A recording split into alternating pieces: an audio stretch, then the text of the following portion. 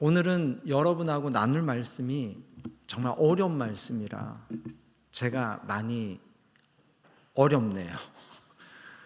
오늘 본문을 여러분이 같이 함께 이제 읽으셨을 텐데 참 어려운 말씀입니다. 왜냐하면 예수님이 이해하기가 정말 어려운 말씀을 하셨거든요. 특별히 51절에 보니까 이렇게 예수님이 말씀하십니다. 나는 하늘에서 내려온 살아있는 떡이니 사람이 이 떡을 먹으면 영생하리라. 내가 줄 떡은 곧 세상의 생명을 위한 내 살이니라 하시니라. 예수님은 당신이 지금 떡이라고도 말씀하시고 그리고 내 살을 준다 이런 표현을 지금 하고 계시거든요. 53절에 보니까 조금 더 난감한 표현을 말씀을 하십니다. 예수님께서 뭐라고 말씀하시냐면 예수께서 이르시되 내가 진실로 진실로 너에게 이르노니 인자의 무엇을요? 살을 먹지 않고 인자의 무엇을요? 피를 마시지 아니하면 너희 속에 생명이 없느니라. 그러니까 예수님의 살을 먹고 예수의 피를 마시지 아니하면 우리 속에 생명이 없다라는 이 말, 여러분 이해되시나요?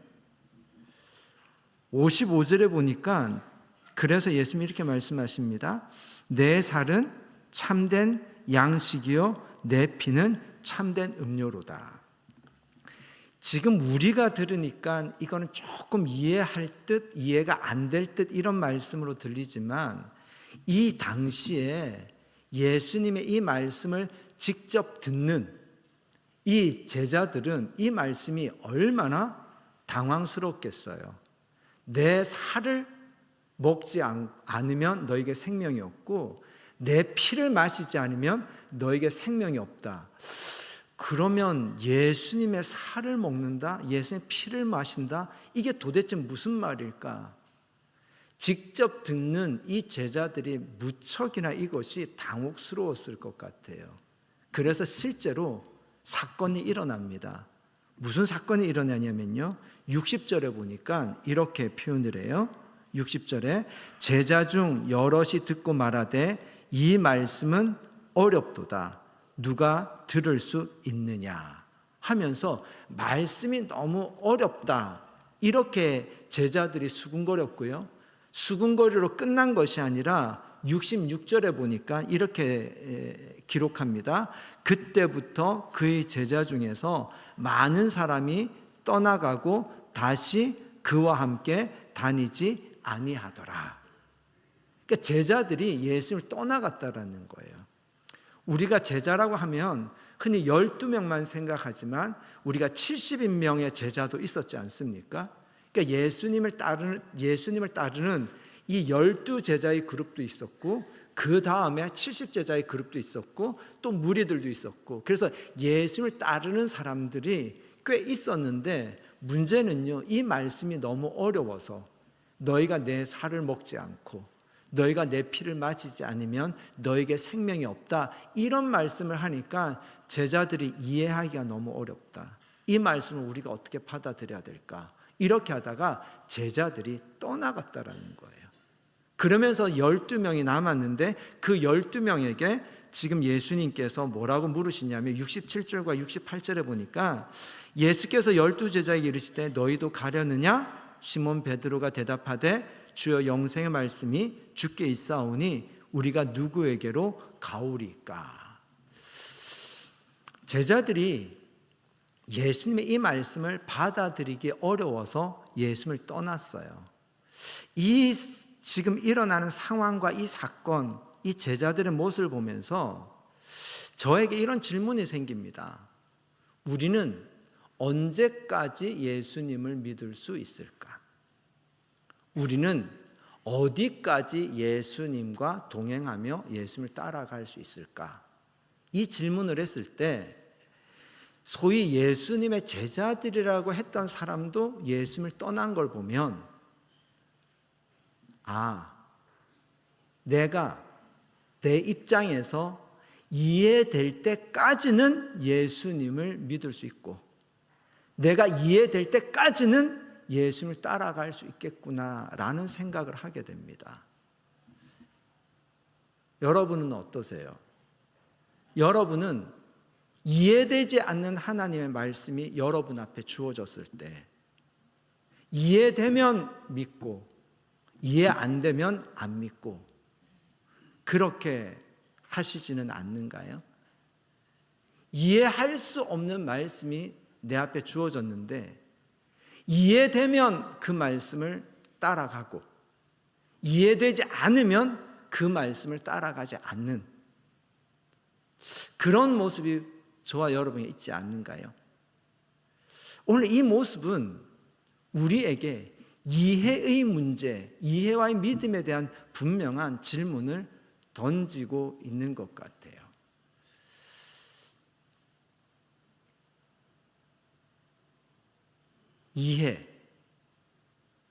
이해하면은 믿을 수 있고 이해하지 않으면 믿을 수 없다.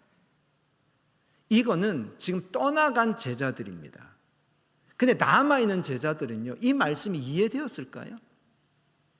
이해되지 않았지만 예수님 곁에 남았어요. 왜 이 제자들은 말씀이 이해되지 않는데도 예수님 곁에 12제자는 남았을까요? 그 이유는요, 그 말씀을 하신 분을 신뢰했기 때문입니다. 그러니까 이렇게 되는 거죠. 말씀하신 분이 누구냐가 더 중요했던 거예요. 말씀의 내용이 이해되느냐 안 되느냐가 중요한 게 아니라 그 말씀을 하신 분이 누구냐, 이게 중요했던 거죠. 예를 하나 들어봅시다. 오늘과 같은 현대사회에서 교회를 다니지 않는 그리스도인이 아닌 사람들에게 천국과 지옥을 이야기한다는 것은요, 매우 우리가 굉장히 어리석은 사람, 현대사회에 어울리지 않는 사람으로 비춰질 수 있습니다. 뿐만이 아니라 교회를 다니지만 예수를 믿지만 아직도 천국과 지옥에 대해서 분명한 확신이 없는 분들도 있을 수 있습니다. 그런데 천국과 지옥은 사실 우리에게 이해하기 굉장히 어려운 부분이 있습니다. 왜냐하면 가보지를 않았잖아요. 천국을 가보지도 않았고 지옥을 가보지도 않았습니다. 가보지도 않은 천국과 지옥을 우리가 이해하고 그것을 믿는다라는 것 사실 쉽지가 않지요. 그런데 여러분은 왜 천국과 지옥의 존재를 믿습니까? 네, 예수님이 말씀하셨기 때문입니다. 내가 가보지도 않았습니다. 천국과 지옥에 대해서 그림도 그려지지 않습니다. 이해가 다 되지도 않습니다. 그런데 우리가 천국과 지옥이 있다는 걸 믿는 것은 그것은 내가 이해하고 경험했기 때문에 천국과 지옥을 믿는 것이 아니라 누가? 예수님이 말씀하셨기 때문에 믿는 거죠. 그러니까 이렇게 되는 겁니다. 이해하기 때문에 믿는 것이 아니고요, 그 말씀을 하신 분을 신뢰하기 때문에 이해하는 겁니다. 신앙은요, 이해하기 때문에 믿는 것이 아니고요, 그분을 신뢰하기 때문에 이해되는 겁니다. 아멘. 저와 여러분이 이해되지 않기 때문에, 그래서 이해까지는 내가 예수님을 믿는데 이해 안 되는 건 얘가 예수를 믿지 못하겠다 하고 떠나간 제자들이 아니라, 나는 이해되지 않지만 그럼에도 불구하고 그분을 신뢰하기 때문에 예수님을 끝까지 신뢰하고 예수님과 함께 할 수 있는 저와 여러분이 되기를 주님의 이름으로 축복합니다. 그렇다고 해서 신앙이, 예수님이, 성경이 무작정 믿으라고 얘기하지는 않습니다. 무조건 대놓고 무턱대고 믿으라고 얘기하지 않습니다.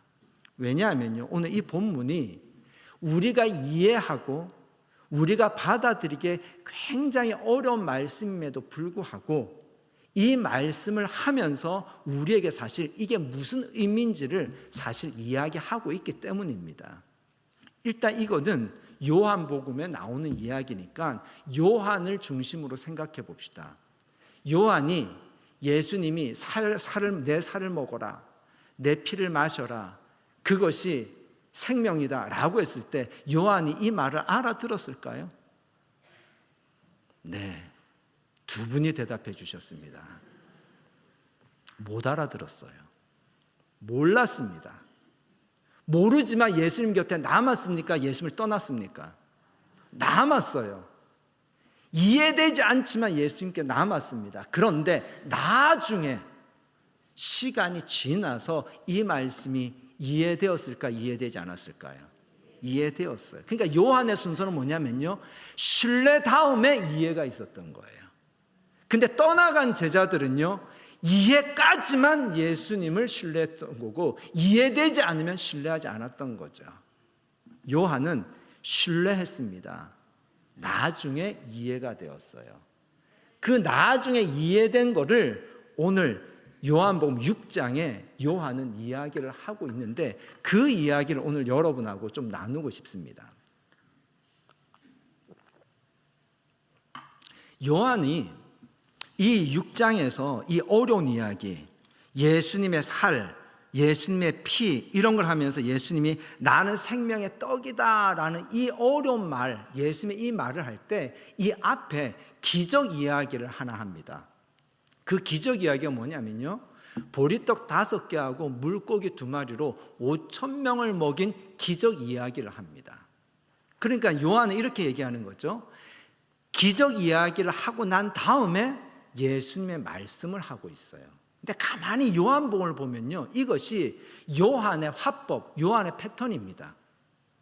우리가 요한의 전하는 기쁜 소식 이야기를 하면서 가나의 혼인잔치 이야기를 했었는데 혹시 여러분 기억나시나요? 포도주가 떨어진 잔치집에서 예수님이 물을 포도주로 만드는 기적 이야기를 요한이 처음에 이 기적 이야기를 합니다. 근데 이 기적 이야기를 왜 했는지 뜬금없는 것 같아요. 근데 그것은 기적 이야기가 사실 그 다음에 나오는 예수님의 행적과 예수의 말씀과 연결해서 한 세트로 이야기를 하고 있었던 거죠. 예수님이 요한은 기적 이야기, 물이 포도주로 변하는 가나의 혼인잔치 다음에 무슨 이야기를 하냐면요, 예수님이 성전에서 장사하는 사람들을 내쫓고요, 그리고 예수님이 하신 말씀, 이 성전을 헐라 내가 사흘 만에 세우리라, 이 이야기를 가나의 혼인잔치하고 이것을 같이 묶어서 이야기합니다. 왜 같이 묶어서 이야기할까요? 가나의 혼인잔치 이야기하고 예수님이 성전에서 행한 이 장사꾼을 쫓아내고 하신 말씀하고 이것이 같은 메시지라는 거죠. 가나의 혼인잔치 생각해 봅시다. 포도주가 떨어졌어요. 잔치집이 초상집 같아요. 근데 예수님이 이 포도주가 떨어진 이 잔치집 같은 거는 그 다음에 나오는 성전을 이야기합니다. 그 당시의 성전이 바로 어떤 집이라는 거죠? 포도주가 떨어진 잔치집과 같은 성전이었다. 뭐가 없더라? 하나님의 임재도 없고, 하나님의 임재가 없으니까 예배의 영광도 없고 기쁨도 없고 생명도 없더라, 이 얘기를 하는 거죠. 그러면서 물이 포도주로 변화되듯이 이제 성전이 변화된다라는 거예요. 어떻게? 돌로 된 건물, 46년 동안 지은 이 돌로 된 건물이 더 이상 진짜 성전이 아니라 누가 성전이더라? 이제는 예수님이 성전이더라면서 성전의 질이 바뀝니다. 마치 물이 포도주로 질이 바뀌는 것처럼, 질적인 변화가 있는 것처럼 성전이 이제는 건물에서 뭐로요? 예수님으로 질적인 변화가 있더라, 이 얘기를 하는 거죠. 즉 요한은 이 요한복음을 이야기할 때 기적을 먼저 얘기하고 기적을 통해서 그 다음 메시지를 함께 이야기하는 이 패턴이 있더라는 거예요. 그 패턴으로 보면 오늘 어려운 말씀, 예수님이 생명의 떡이다, 내 살이다, 피다, 이걸 먹고 마셔라, 이게 생명이다, 이렇게 어려운 말을 하기 전에 이 앞에 기적 이야기를 하나 하고 있는데, 그 기적 이야기가 무엇이냐면 오병이어, 즉 보리떡 5개와 물고기 2마리 이야기를 하고 있는 거예요.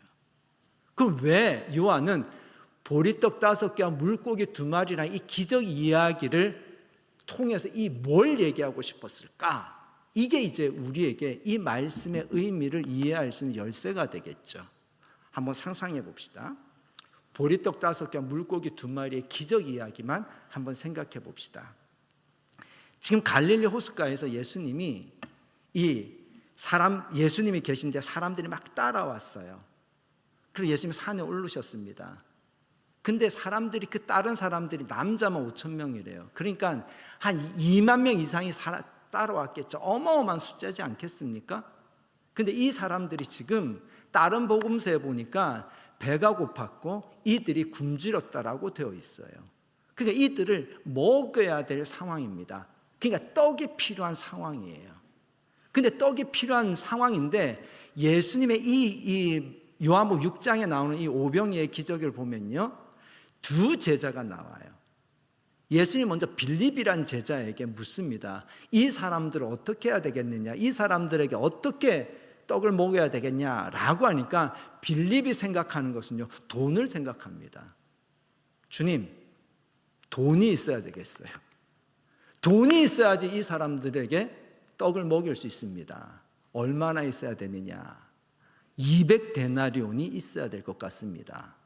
200데나리온, 이 데나리온이라는 이 화폐 단위는요, 그 당시에 어른들의 하루 품삯이었다 그래요. 그러니까 이거를 그냥 우리가 계산하기 쉽게 요즘 우리가 일당이 한 하루에 10만 원이다 생각하면 200데나리온이니까 이것이 한 2천만 원 정도 있어야 되는 거예요. 한 2천만 명은 2천만 원 정도는 있어야지 이 사람들에게 떡이라도 조금씩 줄 수 있습니다 라고 빌립이 대답한 거예요. 이 얘기는 이 떡의 문제를 해결하는 방법이 빌립은 돈으로 해결합니다 라고 얘기를 한 거죠. 근데 안드레는 다른 방법으로 가져옵니다. 무엇을 가져오냐면 안드레가 어느 소년이 준 보리떡 5개하고 물고기 2마리를 예수님께 가져옵니다. 예수님은 어떻게 이거를 해결하셨을까요? 이거를 예수님이 돌과 떡에 관한 이 예수님의 이야기하고 한번 또 연결해서 생각해 봅시다. 예수님이 사역을 시작하시기 전에 40일 동안 이 광야에서 금식하며 기도를 하셨잖아요. 그때 사단이 예수님을 유혹하지 않습니까? 그 유혹할 때 사단이 뭐라고 유혹하죠? 네, 뭐라고 하시는데 정답을 말씀하신 것 같아요. 안 들렸습니다. 근데 저한테는 정답으로 들렸어요. 이 돌을 어떻게 해요? 떡으로 만들어라. 예수님께 사단이 이렇게 했습니다. 근데 예수님이 그것을 좋은 생각이다 라고 받아들였습니까? 아닙니다. 그걸 거절했습니다. 그러면 이 부분을 가지고요, 동일하게 지금 이 5천 명이 이제 남자만 5천 명이라고 했는데 일단 5천 명이라고 제가 그냥 얘기할게요. 5천 명이 지금 먹을 것이 필요한데 예수님이 이 상황에서 돌을 떡으로 만들어서 먹일 수 있잖아요. 근데 예수님이 선택한 방법, 이것을 선택했습니까? 선택하지 않았습니까? 선택하지 않았습니다. 근데 예수님은 어떤 방법을 좀 선택했죠? 어린아이가 보리떡 5개와 물고기 2마리를 드린 것을 가지고 이 사람들을 먹였습니다. 이것이 바로 하나님의 나라가 무엇인지, 그리고 예수님의 십자가가 무엇인지 요한은 우리에게 말하고 있습니다. 무슨 얘기일까요? 왜 예수님이 나는 생명의 떡이다, 내 살을 먹어라, 내 피를 마셔라, 왜 예수님이 계속 이 얘기를 했는데 이 알아들을 수 없는 이 이야기를 왜 요한은 이 보리떡 5개와 물고기 2마리로 5천 명이 먹고도 남는 이 이야기와 연결해서 이야기를 할까요? 예수님이 요한에게, 제자들에게 내 살을 먹어라, 내 피를 해서, 이 알아들을 수 없는 말을 했는데, 이 때문에 무슨 일이 벌어졌냐면 함께 다니던 제자들이 예수님을 버리고 떠나갔어요. 이 사건이 요한에게는 오랫동안 기억이 되겠습니까? 안 되겠습니까? 되겠죠, 당연히. 왜? 중요한 사건이 벌어졌잖아요. 제자들이 떠나갔으니까요. 근데 이 사건의 의미를 모르고 있는데 제가 묵상을 해봤어요. 예수님의 살과 피를 언제 제대로 받겠습니까? 요한이요. 네, 십자가에서요.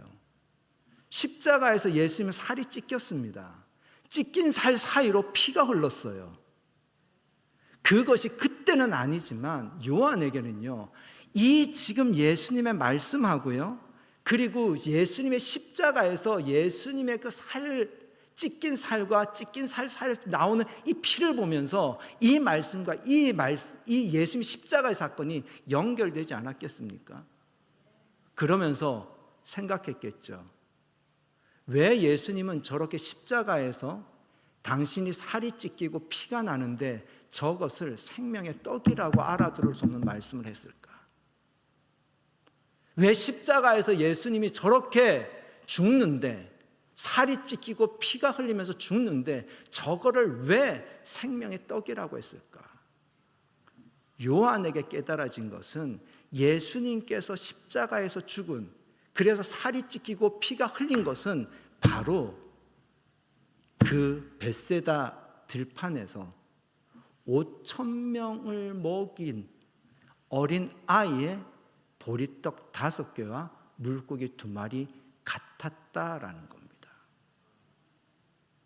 무슨 얘기일까요?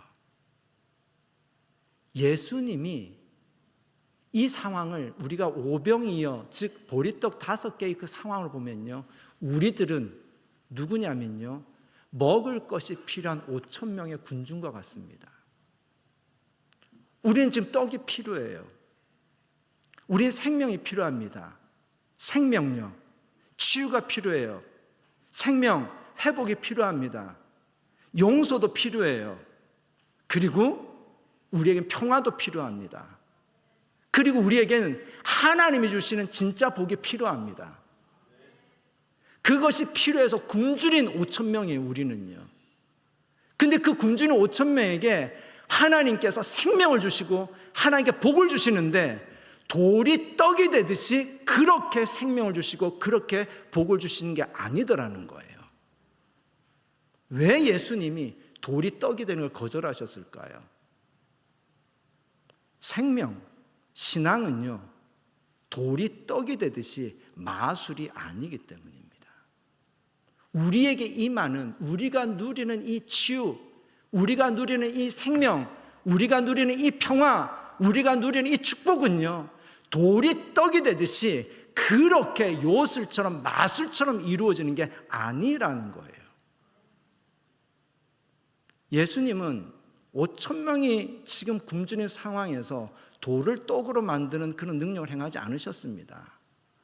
예수님께는요, 이 5,000명을 먹일 때 필요한 것은요, 그런 능력이 아니라 바로 누군가가 자기 것을 전부 드리는 이 작은 섬김이 필요했던 거예요. 드림이 필요했던 거예요. 왜? 생명은요, 생명을 통해서 낳기 때문입니다.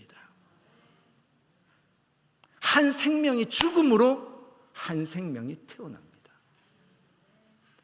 이 소년의 드림을 통해서 5,000명이 받을 수 있었던 거예요.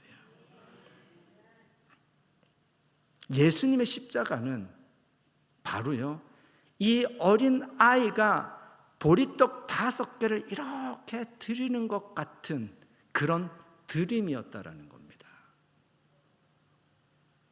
기독교 신앙에서 축복과 생명은요, 마술처럼 일어나지 않습니다. 치유가 일어난다, 누가 병이 낫는다, 이것은요, 마술처럼 기적으로 일어나지 않습니다. 그런 치유가 일어나는 것, 그런 기적이 일어나는 것, 회복이 일어나는 것은요, 누군가의 뭐가 있었기 때문에, 아픔과 희생이 있었기 때문에 치유와 회복이 일어난다는 겁니다. 근데 그 아픔과 희생이 사슬이 있죠. 누군가 이셈, 누군가 이셈. 그 끝으로 가면 누가? 바로 예수님이 그렇게 하셨다라는 겁니다. 그래서 이사야 선지서는요, 이 예수님이 우리를 치유하시는 것에 대해서 이렇게 기록하고 있습니다. 이사야서 53장 4절과 5절에 보면요, 이사야서 53장 4절과 5절에 시작. 그는 실로 우리의 질고를 지고 우리의 슬픔을 당하였거늘 우리는 생각하기를 그는 징벌을 받아 하나님께 맞으며 고난을 당한다 하였노라. 그가 찔림은 우리의 허물 때문이요 그가 상함은 우리의 죄악 때문이라. 그가 징계를 받음으로 우리는 평화를 누리고 그가 채찍에 맞음으로 우리는 나음을 받았도다. 아멘. 우리가 평화를 누리는 것은요, 예수님이 징계를 받았기 때문에 평화를 누리고, 우리가 나음을 입는 것은 그가 채찍에 맞았기 때문에 우리가 나음을 입었다라는 겁니다. 마술이 아니라는 겁니다. 요술이 아니라는 겁니다. 돌이 그냥 떡으로 되는 게 아니라는 거예요. 어린 아이의 드림 때문에 5천 명이 먹었던 것처럼요, 예수님이 맞음으로 우리가 나음을 입었다라는 겁니다. 예수님이 징계를 받음으로 우리가 평화를 누렸다라는 거예요. 생명이 있어야 생명을 낳습니다. 예수님이 죽음으로 우리가 생명을 얻었다라는 거예요. 그래서 이 말씀은요, 바로 예수님의 십자가는 마치 어린 아이의 그 보리떡같이 당신의 모든 것을 내어주시고 드림이었다라는 겁니다. 아멘. 얼마 전에 목사님을 한 분 만났어요. 목사님이 저 강원도 저 먼 동네 폐안가 있는 동네에서 목회를 한 20년 가까이 했습니다. 한 30년도 채 안 보이는 허름한 교회에서 했는데 얼마 전에 건축을 했대요. 그런 거는 제가 잘 물어보지는 않는데 얘기를 하다 보니까 얘기가 나왔어요. 그랬더니 한 30명이 채 안 되는데 건물을 잘 지었더라고요. 사진을 보는데, 야, 이거 건축비가 얼마나 들었어요? 했더니 10억이 들었대요. 여러분, 30명도 채 안 되는데 10억 건물을 지었어요. 빚이 있냐고 하니까 빚이 없대요. 놀랍지 않습니까? 그러면서 얘기했는데 말도 안 되는 어마어마한 기적들이 일어났대요. 그래서 제가 뭐라고 그랬겠습니까? 그 기적이 돌이 떡이 되는 기적이었을까요? 제가 진짜로 이렇게 물었습니다. 보리떡 5개와 물고기 2마리가 있었군요. 그랬더니 그 목사님이 바로 눈물이 막 눈에 눈물이 맺히면서 이야기를 하기 시작하더라고요. 다음 날 5천만이 공사하다고 5천만 원이 필요한데 5천만 원을 구할 수가 없었대요. 근데 그 목사님에게는 딸과 아들인데 딸이 공부를 잘했대요. 근데 학원 한 번을 못 보냈대요. 그래서 어떻게 공부했냐면 친구들이 하기 싫은 빨간 펜, 구몬, 그거 친구들이 하기 싫은 자기가 대신 해주면서 공부를 해가지고 이 친구가 소위 서울에 있는 스카이 대학 중에 한 대학을 가고 거기를 졸업하고 강원대학교 의전원에 들어간 거예요. 의학전문대학원에. 그걸 합격한 거예요. 근데 입학금이 의대가 비싸잖아요. 그 등록금을 어렵게 마련해놨는데 그걸 드려야겠다. 그 마음이 오더래요. 그날 새벽에 기도하면서 그걸 하나님께 드리겠다라고 하면서 울다가 쓰러졌대요. 근데 성령님이 임하신 거예요. 그 다음부터 그 교회에 일어나는데 말도 안 되는 기적들이 일어났대요.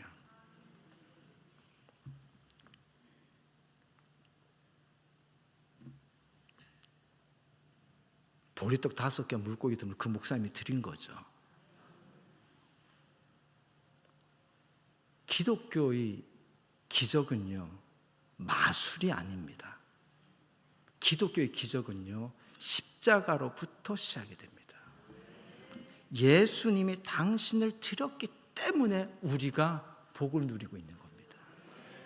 예수님이 죽었기 때문에 우리가 생명을 누리고요, 예수님 맞았기 때문에 우리가 나음을 입은 겁니다.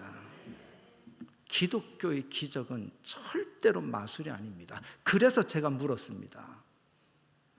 오병이어가 있었군요.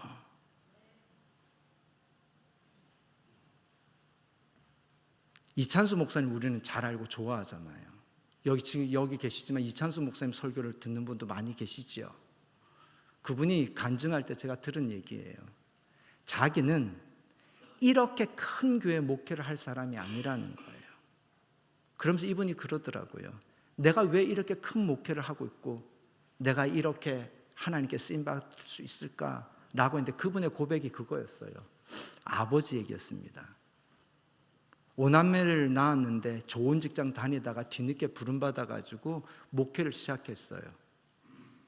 그러니까 하나님께 드린 거죠. 근데 목회를 시작했는데 그 교회에 분란이 일어가지고 그 아버지 목사님이 40일 동안 금식 기도를 했대요. 근데 금식 기도를 하다가 돌아가신 거예요. 그러니까 이찬수 목사님이 목회는 절대 안 하겠다라고 하나님을 원망했다가 나중에 돌아왔다 그러더라고요. 그러면서 이분 얘기가 그래요. 내가 이렇게 큰 목회를 하는 이유는 무엇이냐면 무엇이 있었기 때문에 오병이어가 있었다라는 거예요. 누구의 오병이어입니까? 아버지의 오병이어가 있었기 때문이라는 겁니다. 기독교 신앙은요, 기독교의 기적은 마술이 아닙니다. 생명의 사슬이 이렇게 이어지는 거예요. 복의 사슬이 이렇게 이어지는 겁니다. 아멘. 지금 우리가 무언가를 복을 누리고 있다, 우리가 생명을 누리고 있다라는 것은요, 우리로부터 시작된 것이 절대 아니라는 겁니다. 누군가의 오병이어가 있었기 때문에 오늘 우리가 누리는 건데, 그 오병이어의 근원으로 가보니까 누가 계시더라? 예수님이 당신을 다 드렸기 때문에 우리가 누린다라는 겁니다. 이것이 십자가의 은혜입니다. 아멘. 그러니 우리가 막막해질 때 5,000명이 모였는데 먹을 것이 없는 것처럼 막막해질 때, 정말 기적이 필요할 때 우리는 어떻게 기도해야 될까요? 돌이 떡이 되도록 기도하는 것이 아니라 우리를 위해서 당신을 다 내어주신 그 예수님, 그 예수님을 바라보고 기도해야 합니다. 그 예수님의 이름으로 기도하는 거죠. 당신이 맞음으로 우리가 나음을 입었습니다. 당신이 죽으심으로 우리가 생명을 입었습니다. 당신이 들이심으로 우리가 복을 받았습니다. 그 예수님을 우리가 주로 고백합니다. 그 예수님의 십자가의 은혜가 오늘 우리의 생명이 됩니다. 아멘. 그 예수님, 그 십자가의 사랑, 그 십자가의 은혜로부터, 그 십자가에서 생명이 흘러나옵니다. 그 십자가에서 복이 흘러나옵니다. 저와 여러분이 이 사순절에 그 십자가를 더 붙들고 십자가를 사랑하며 십자가의 은혜로 살아갔으면 좋겠습니다. 하나님, 오늘 우리가 누리는 이 생명과 오늘 우리가 누리는 이 축복이 우리로부터 온 것이 아니라는 것을 깨닫습니다. 우리 이전에 누군가의 섬김과 드림과 희생이 있었음을 기억하겠습니다. 그리고 그 끝에는 예수님이 계셨음을 다시 한번 기억하겠습니다. 예수님이 십자가에서 죽으심으로 우리에게 생명을 주셨습니다. 예수님 십자가에서 드림으로 우리가 받을 수 있었습니다. 예수님 맞음으로 우리가 나음을 입을 수 있었습니다. 그 예수님의 십자가가 오늘 우리의 생명임을 고백하오니 그 예수님의 십자가를 붙들고 살아가는 저희들 되게 하여 주시옵소서. 예수님의 십자가에서 흐르는 생명으로 살아가는 저희들이 되게 하여 주시옵소서. 예수님의 이름으로 기도드렸습니다. 아멘.